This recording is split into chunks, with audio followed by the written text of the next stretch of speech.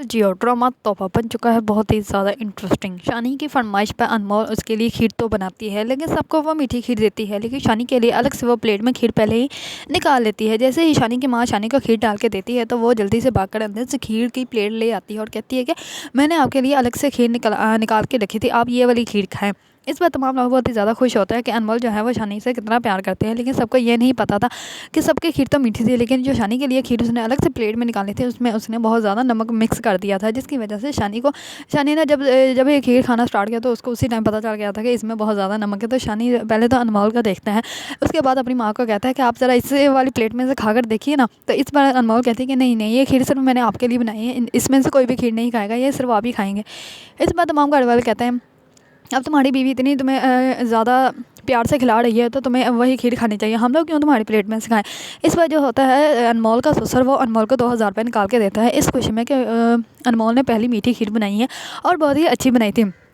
इस पर तमाम घर वाले बहुत ही ज़्यादा खुश होते हैं। खीर खाने के बाद अनमोल जो होती है वो शानी की बहनों के पास बैठ कर बहुत ज़्यादा बातें कर रही होती है और सारे ही बहुत ज़्यादा खुश होते हैं।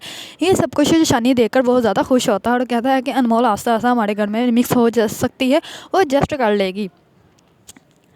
दूसरी तरफ सारिम जो होता है वो सिद्दीकी को रास्ते में मिलता है और कहता है कि आपने अनमोल की शादी शानी के साथ कर दी है, आपको तो अच्छे से पता है शानी कैसा है, फिर भी आपने शानी के साथ अनमोल की शादी कर दी है, आपको ज़रा नहीं अनमोल पे तरस है। इस पर जो होता है सिद्दीकी वो सारिम को कहता है कि तुम्हें कोई ज़रूरत नहीं मेरी बेटी के मामले में बोलने की या हम लोगों से कुछ भी पूछने की, हम लोगों को कोई भी तल्लक नहीं है तुमसे, अब तुम्हें कोई हक़ नहीं है कि हमसे कुछ पूछो या हमसे बात करो। मैं तो तुम्हें कहता हूँ तुम हमारे सामने भी मत आया करो।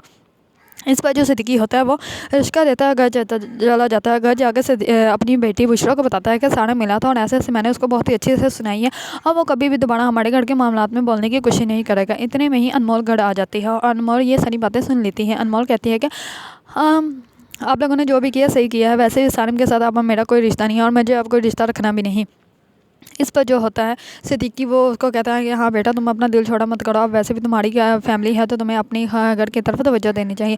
इस पर जो होता है शानी वो अनमोल का लेने के लिए आ जाता है तो अनमोल घर जाती है तो घर जाकर छत पर वो रोना स्टार्ट कर देती है वो, लेकिन वो किसी को कुछ भी नहीं बताती कि हुआ क्या है। इस पर जो होता है शानी वो उसके पास जाता है और कहता है कि तुम्हारी आंखों में आंसू, तुम्हें हुआ क्या है। तो इस पर अनमोल जो होती है उसे कुछ भी नहीं बताती और वहाँ से नीचे चली जाती है। शानी जो होता है वो उसको देखना स्टार्ट कर देता है क्योंकि शानी के दिल में अभी भी है कि एक ना एक दिन अनमोल जो है वो मुझसे मोहब्बत कर लेगी और सब कुछ ठीक हो जाएगा और मुझे माफ़ भी कर देगी।